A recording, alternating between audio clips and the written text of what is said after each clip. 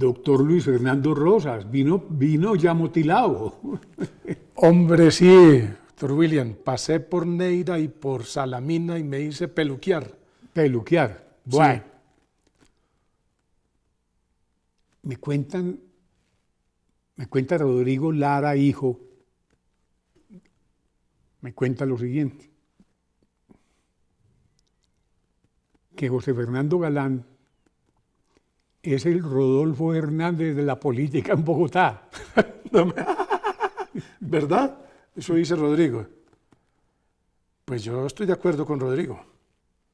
Estoy de acuerdo con Rodrigo Lara. Porque Porque me parece que el nuevo liberalismo al cual fundamos con su padre, con Enrique Pardo Parra, con nuestro paisano Ernesto Gutiérrez Arango, con Fabio Trujillo, con Enrique Pardo, con Gabriel Rosas, con José Blabur, Alberto Villamizar, Rafael Amador, es todo lo contrario del nuevo liberalismo que hay ahora. Lo respeto, no caso peleas personales, pero sí me parece que lo que están haciendo ahora, avalando, por ejemplo, en Manizales, personas con una trayectoria dudosa, por lograr un umbral, por lograr unos respaldos, me parece equivocado. Yo he visto coherente, he visto consecuente.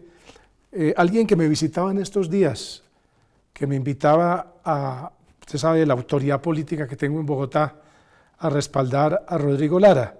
Y yo le dije, yo solo tengo una consideración con Rodrigo Lara, que siendo presidente de la Cámara, y lo cuento acá en mi libro, se nos opuso por orden de Germán Vargas a temas fundamentales como el reconocimiento político a un proceso de paz, como a la posibilidad de que los militares fuesen juzgados en la JEP, como el tema de las drogas ilícitas en algunos temas, como el tema de los baldíos, muchos temas. Usted sabe que yo fui asesor cofundador de la Jurisdicción Especial y esa diferencia espero zanjarla. Para mí el mejor candidato a la alcaldía de Bogotá es Rodrigo Lara Restrepo. Y estoy de acuerdo con lo que expresa frente a Carlos Fernando Galán. Creo que puede ser alcalde, no creo. Me han dicho que hay también muchas personas del propio gobierno nacional que ven con muy buenos ojos la candidatura de Rodrigo Lara. a Galán no lo está acompañando la alcaldesa. Algunos dicen que sí. He conversado con varias personas del Partido Verde y están en conversaciones con Juan Daniel Oviedo. Por ejemplo, esa comunidad LGBTI, Cumans, como los llaman ellos, yo la veo más solidaria electoralmente con Juan Daniel Oviedo que con el doctor Galán, Carlos Fernando. En política, hablar de unidad en torno a lo que diga un jefe, especialmente en elecciones regionales, es muy complejo. Pero uno no puede negar, mi querido William, que la alcaldesa tiene una estructura administrativa, burocrática, que eso genera votos. Y ahí hay un potencial electoral importante, pero no creo que se consolide en torno a Carlos Fernando Galán en toda su unidad. Yo observaría en Oviedo y en Carlos Fernando Galán ese respaldo que se dividiría en torno a esas dos candidaturas. ¿Cuál ve más fuerte? Pues el Centro de Consultoría y las encuestas dicen que Carlos Fernando Galán, hoy. No, usted Yo, ¿a quién ve más fuerte? Yo hoy veo fuerte dos candidatos, a Rodrigo Lara y a Juan Daniel Oviedo. Ya, con eso me basta.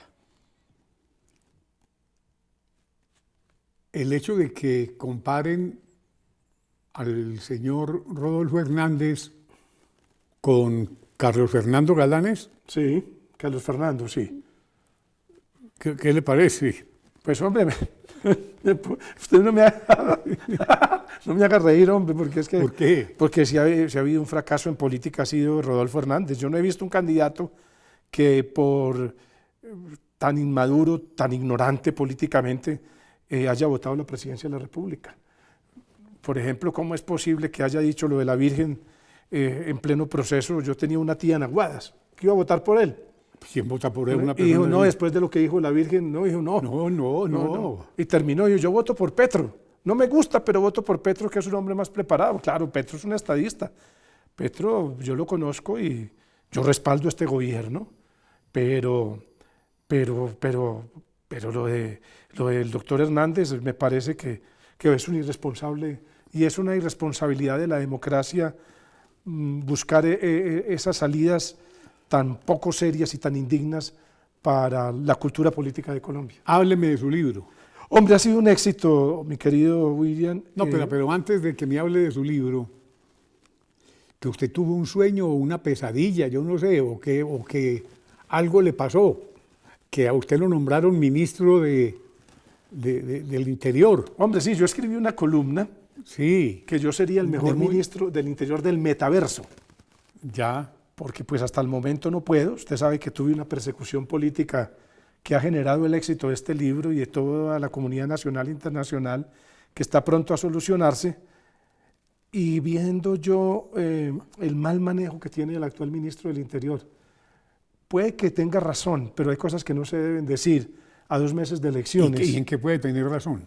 Pues puede tener razón en que cada candidato, cada gobernador tiene su candidato, eso uno no puede negar a las corporaciones públicas, porque cada uno tiene su corazoncito, pero eso no se puede decir. Pero que les diga hipócritas. No, eso no estoy de acuerdo. No merecen respeto. ¿Faltando cuánto para elecciones? Faltando 2 meses, estamos en agosto, ya terminando agosto, septiembre, no, faltando 1 mes y 2 meses. 2 meses. 2 meses, y me parece política y estratégicamente, y para la agenda del gobierno me parece un error. El presidente Petro recibió pues, Mejor dicho, esos respaldos que a mí algunos me generan duda. Mejor dicho, ese metaverso se puede hacer realidad. Pues la verdad, usted lo sabe, yo he sido exitoso políticamente, con la JEP fui exitoso. Yo tuve mis discusiones respetadas con la oposición, pero siempre con mucha altura. Recuerdo que un día me buscó en la plenaria el presidente Uribe en razón a unos inconvenientes del secretario de la Jurisdicción Especial, el doctor Néstor Raúl Correa, a quien yo apoyo, es un hombre respetable, y me dijo, hombre, tienes que decirle a Néstor Raúl que lo felicito porque está muy bien en la decisión que tomó de que Luis Fernando Rosas asumiera en el Congreso la defensa de todas las reformas que necesitaba el país para lograr que la jurisdicción especial, como la justicia transicional, el margen nacional de apreciación, los acuerdos especiales y tantos temas que se discutieron en el Congreso fuesen exitosos de la actual JEP. A la gente se le olvida, la gente es muy ingrata, doctor Willan. Escasamente le pasan a uno al teléfono, pero están allá por los esfuerzos de uno, por los esfuerzos intelectuales y políticos. Y yo no soy modesto. Yo creo que un ministro del Interior como Luis Fernando Rosas podría consolidar una verdadera agenda política, porque primero no genero los choques que genera tanta gente. Y lo que sucede es que hay nuevos amigos rodeando al presidente Petro, y como es gente que no tiene la trayectoria de uno, doctor William, la envidia siempre se apodera de esos personajes y hacen que no le pasen a uno al teléfono, que lo irrespeten, que sientan celos por uno, y yo respeto eso, pero el momento llegará. O sea, en este gobierno o en el próximo gobierno, si hacen un gobierno de unidad nacional, como es lo que he venido planteando. ¿Cómo sería un gobierno de unidad nacional para usted? A ver, qué importante pregunta. Yo he venido con la tesis de que sin paz política no hay paz total. Si nosotros admitimos y aceptamos, y yo en ese momento respaldé al presidente Santos que debe explicarla para bien del país lo que está pasando hoy con Corfi Colombiana y con Odebrecht, porque tengo una duda y de mucha gente que rodeó ese tema, y presidente, por su tranquilidad, qué bueno que nos explique esa duda que se está generando hoy sobre usted. Y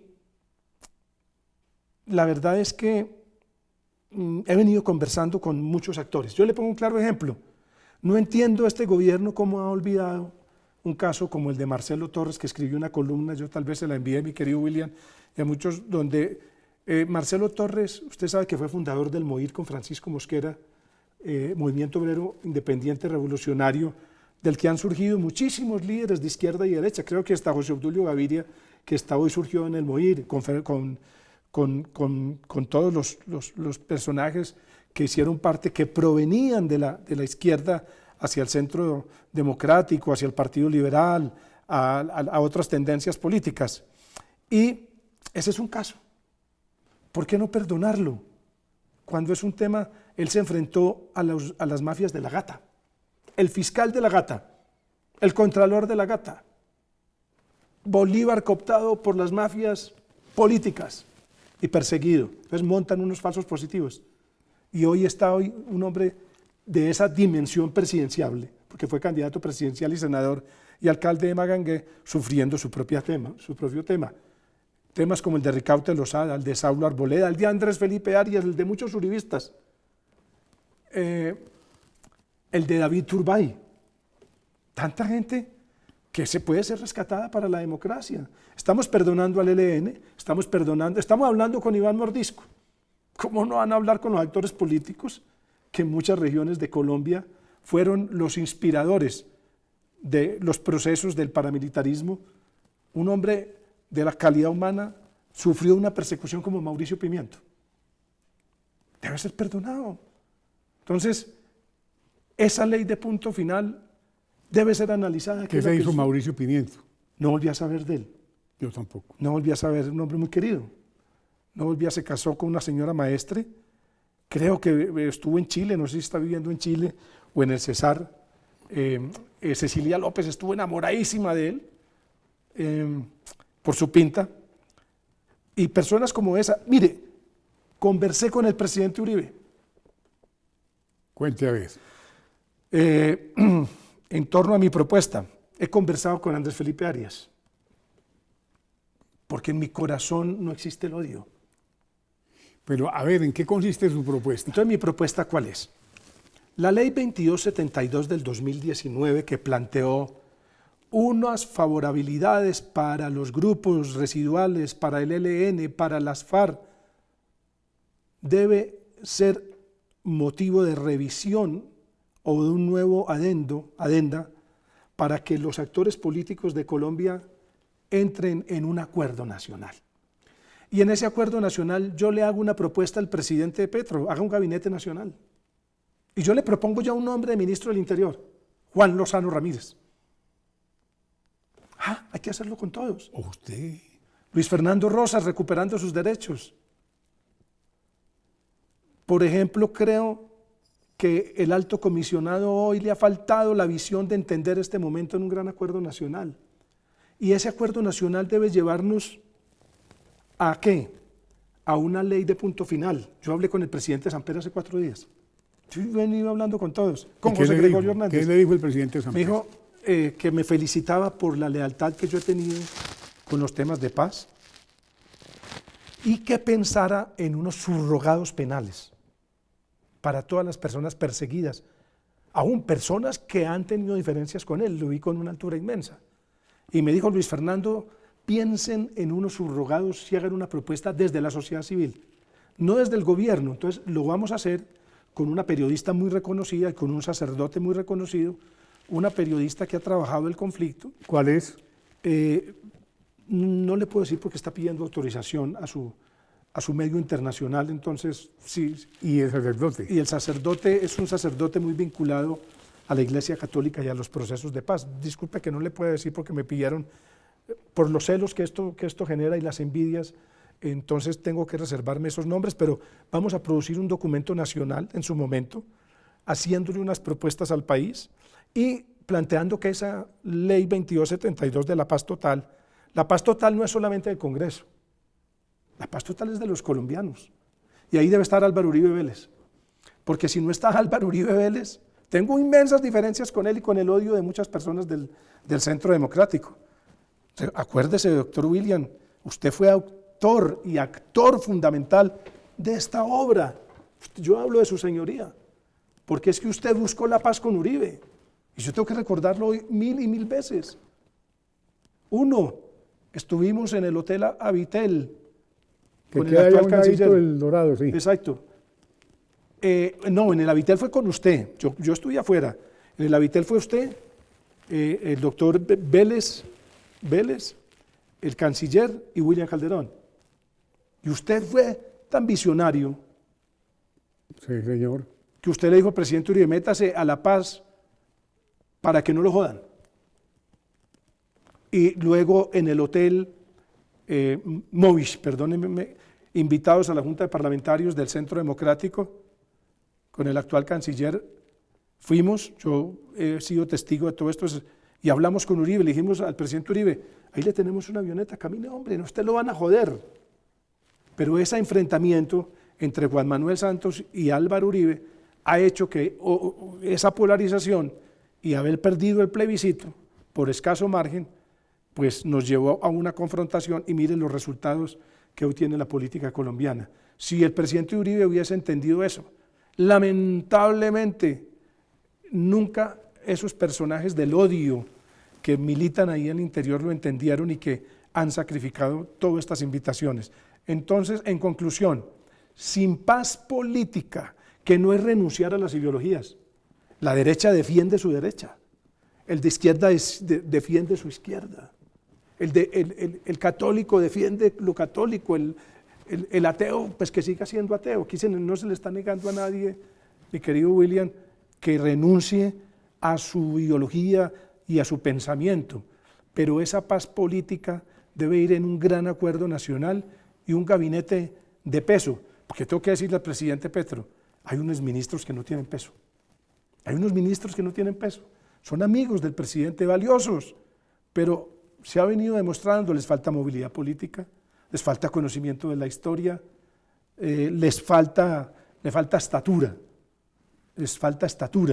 y yo tengo toda la autoridad para decirlo, porque recuerde usted que sin ser del pacto, yo no pertenezco al pacto histórico, yo voto y respaldo al presidente Petro, pero tengo que actuar como un independiente, que es lo que genera la credibilidad de la izquierda, de la derecha, y la posibilidad de estar hoy conversando con el doctor Uribe como lo hago, y le digo, a mí no me gusta esto y usted, y se lo he dicho frontalmente, pero sin odios. El odio es el que está matando al país, y mi llamado es al amor, a la política del amor, la que planteó el presidente Petro en la alcaldía. ¿Dónde quedó la política del amor? ¿Dónde quedó la política del amor?